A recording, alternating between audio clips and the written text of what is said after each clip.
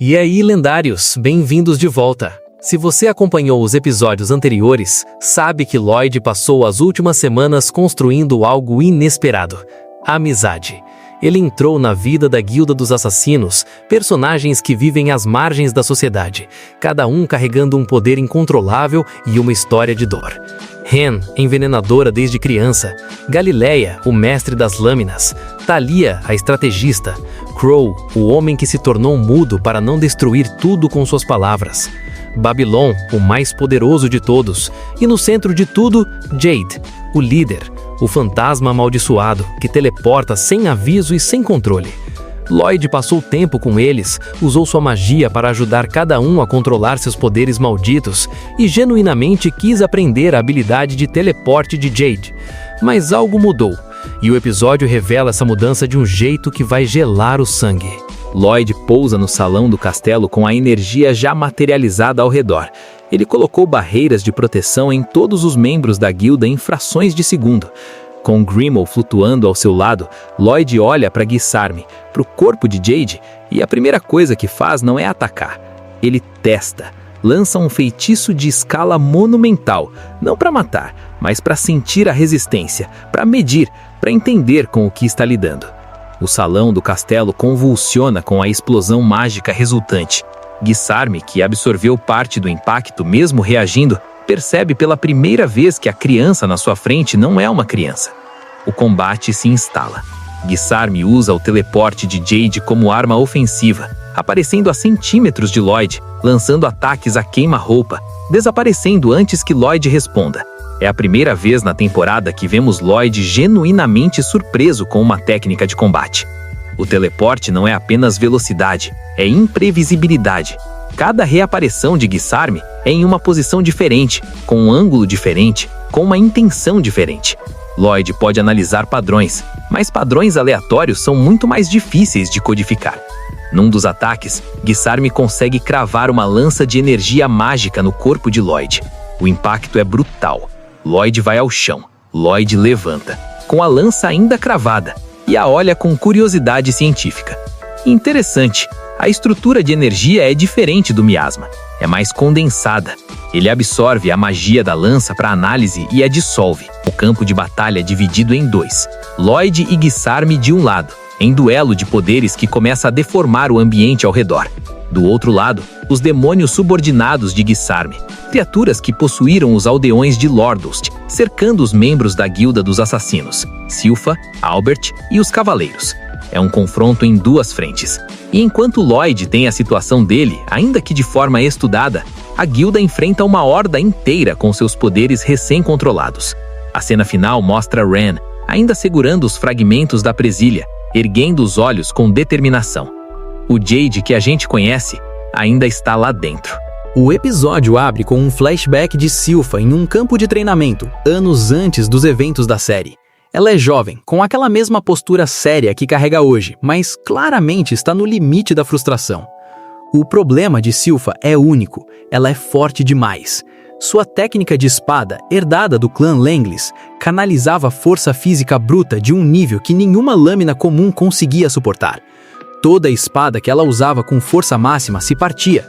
Ao longo dos anos, isso a forçou a sempre lutar pela metade, não por falta de habilidade, mas por falta de uma arma capaz de acompanhá-la. O flashback volta para o presente e se encerra com Lloyd e Dian, o quarto príncipe ferreiro, apresentando a Silfa uma espada diferente. Uma espada encantada com magia de reforço estrutural tão avançada que não apenas resiste à sua força, como amplifica o impacto dos golpes. Ela a batizaram de Demon Bane, mata-demônios. De volta ao presente, na batalha do castelo de Lordost, os demônios subordinados de Guisarme, habitando os corpos dos aldeões possuídos, cercam os membros da Guilda dos Assassinos, Albert e os Cavaleiros. A guilda usa seus poderes, os mesmos poderes que Lloyd ajudou a controlar. Albert, por sua vez, enfrenta um dilema moral. Os corpos usados pelos demônios são humanos. Atacar os hospedeiros significa potencialmente ferir pessoas inocentes. Ele hesita. É Babylon quem o confronta com brutal pragmatismo. Essas pessoas já não estão mais lá dentro. O que anda nesses corpos é puro demônio. A hesitação vai custar vidas. Albert aceita a verdade difícil e entra na batalha de verdade, com um feitiço de Arya que demonstra por que ele é um príncipe guerreiro, não apenas uma figura política. A cena mais memorável do episódio acontece numa ponte sobre o rio próximo ao castelo. A estrutura começa a ceder. Gissarm, do alto do duelo com Lloyd, dispara um ataque lateral que destrói o pilar central da ponte. Ela racha ao meio. Na seção que cai, Silfa se separa do grupo principal e ali, num pedaço de ponte suspenso sobre o abismo, enfrenta um demônio de 8ª classe, hierarquia demoníaca de alto escalão, significativamente mais poderoso do que tudo o que os cavaleiros comuns conseguem lidar. O demônio usa um estilo de espada. Silfa analisa os primeiros movimentos, recua estrategicamente, adapta. Ela busca na própria armadura de Shiro, o urso-lobo que virou mascote do grupo, uma espada de reserva que Lloyd deixou escondida lá preventivamente. Típico Lloyd, sempre preparado para situações que provavelmente não aconteceriam, mas que ele calculou que poderiam acontecer. Com a espada de reserva, ainda sem o Demon Bane, Silfa sustenta o combate. Ela é tecnicamente melhor. Silfa solta, verdadeiramente solta, pela primeira vez, sem limitações, sem segurar. O demônio de 8ª classe que estava zombando dela segundos antes, Silfa aplica o golpe final, a técnica do clã Langlis, mordida do tigre condutora, e o demônio se dissolve numa... Silfa abaixa a espada, olha para o Demon Bane e diz baixinho, com um sorriso que raramente vemos nela: "Obrigada, Lloyd." De volta ao confronto principal, Lloyd e Gissarm. Gissarm continua usando o teleporte de forma agressiva, e Lloyd continua analisando, mas começa a ficar visivelmente frustrado com a impossibilidade de acompanhar os reposicionamentos, mas ainda não encontrou o ângulo certo.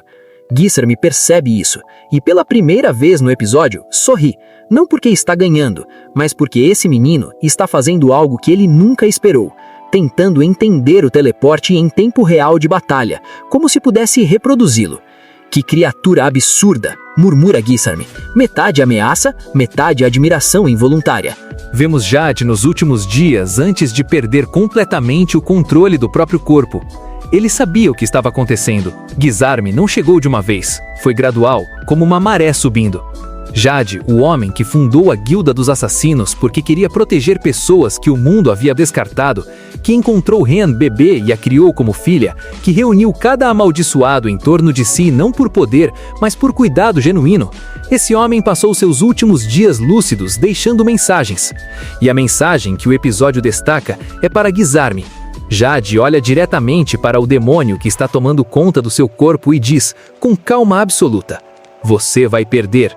Não sei como, não sei quando, mas quando aquele menino chegar, você vai perder." Gissarm, no flashback, ri. "Que menino?" Mas Jade já não responde. Ele se foi. De volta ao presente, Gissarm está furioso com aquela memória. Não pela profecia, ele não acredita em profecias. Está furioso porque não consegue encontrar nas memórias de Jade o que esse menino é. E quando Lloyd apareceu, começou a entender. O combate retoma. Gissarm continua com sua estratégia de teleporte ofensivo, o Shadow Wolf, a técnica que Jade dominou e que Gissarm tomou junto com o corpo. Cada teleporte é um ponto de chegada calculado para maximizar o impacto do ataque seguinte. Lloyd está no limite de sua capacidade de rastrear. Ele ainda não levou um golpe decisivo, suas barreiras absorvem o suficiente, mas também não consegue contra-atacar de forma efetiva. Gissarm some antes que qualquer feitiço de Lloyd chegue. E então, o rio, que entrou em ebulição no episódio anterior, lança um jato de vapor horizontalmente através do campo de batalha. Uma névoa densa, inesperada, que cobre toda a área do duelo por alguns segundos. É nesse momento que Lloyd tem a realização. Gissarm aparece dentro da névoa e Lloyd pode ver a direção do deslocamento, o rastro. O Shadow Wolf não é verdadeiro teleporte, não é transmissão instantânea de um ponto a outro sem nada entre eles. É um tipo de movimento extremamente veloz que usa coordenadas, pontos de referência no espaço para se calcular. Sem poder ver o destino, Gissarm precisa de uma fração de segundo a mais para recalcular. Lloyd registra isso e começa a pensar em como explorar. Lloyd tira do espaço dimensional onde guarda alguns equipamentos uma espada específica, a Spell Taker, ladrona de feitiços. Uma arma criada em conjunto com Jain, projetada não para ferir com seu fio, mas para absorver e analisar a magia de qualquer coisa que toque. Para usar a Spell Taker contra Gizarme, Lloyd precisa tocar o corpo de Jade com ela, precisa entrar no alcance físico do demônio. Contra um oponente que teleporta, isso é quase suicida. Mas Lloyd não opera no modo quase suicida, ele opera no modo dados necessários justificam o risco. O que segue é uma sequência de combate em que Lloyd deliberadamente se aproxima, usa suas barreiras como escudos físicos, absorve os golpes de Gizarme enquanto vai fechando a distância. Gizarme teleporta, Lloyd ajusta, Gizarme teleporta de novo, Lloyd ajusta de novo. Parece que Lloyd está perdendo terreno, mas na realidade está aprendendo o ritmo, a cadência, os micropadrões que emergem mesmo de um sistema aparentemente aleatório. Gizarme, irritado com a incapacidade de terminar o combate, muda de estratégia. Chega de ataques rápidos, ele vai usar força bruta de escala. A Mortal Dark Sphere, uma esfera de energia nebra que absorve pressão atmosférica da região inteira e a converte em força destrutiva concentrada. Qualquer coisa que toque aquela esfera é simplesmente obliterada. Gizarme a lança em direção a Lloyd com a mesma indiferença casual de quem joga uma bola. Lloyd olha para a esfera vindo em sua direção. A Mortal Dark Sphere vinha com velocidade, mas Lloyd a desvia com uma barreira oblíqua, não a destrói, apenas muda a direção. A esfera passa ao lado e destrói uma seção da floresta distante, e Lloyd explica para Grimo, e indiretamente para nós, o que ele compreendeu. O Shadow Wolf precisa de um ponto de destino que o usuário possa identificar visualmente ou por memória de posição. Sem uma coordenada clara, o tempo de execução aumenta, com uma névoa densa o suficiente ou perturbando a capacidade de Gizarme de calcular coordenadas, com Lloyd tendo a chave na mão e Gizarme olhando para o menino com algo que não sentiu em séculos de existência: incerteza. Lloyd, com a chave da fraqueza do Shadow Wolf na cabeça, começa a reformular sua abordagem de combate. Ele não vai tentar a velocidade de teleporte puro, isso levaria tempo de estudo que ele não tem agora. Em vez disso, vai criar uma ilusão de teleporte. Usando sua compreensão do Shadow Wolf absorvida pela Spell Taker e uma sequência de feitiços de velocidade e posicionamento espacial, Lloyd cria um movimento que funciona como se ele estivesse teleportando junto com Gizarme, aparecendo no mesmo ponto de destino uma fração de segundo depois.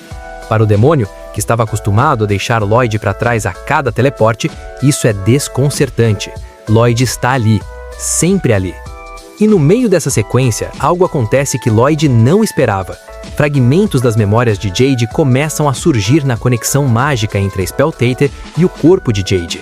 Lloyd avança com precisão.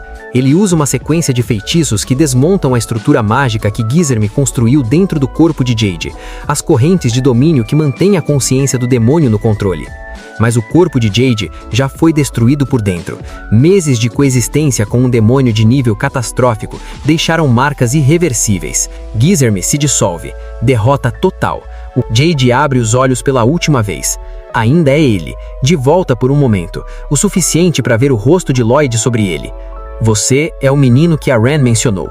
Eu sabia que você ia ganhar. Jade diz, com uma voz que parece vir de muito longe.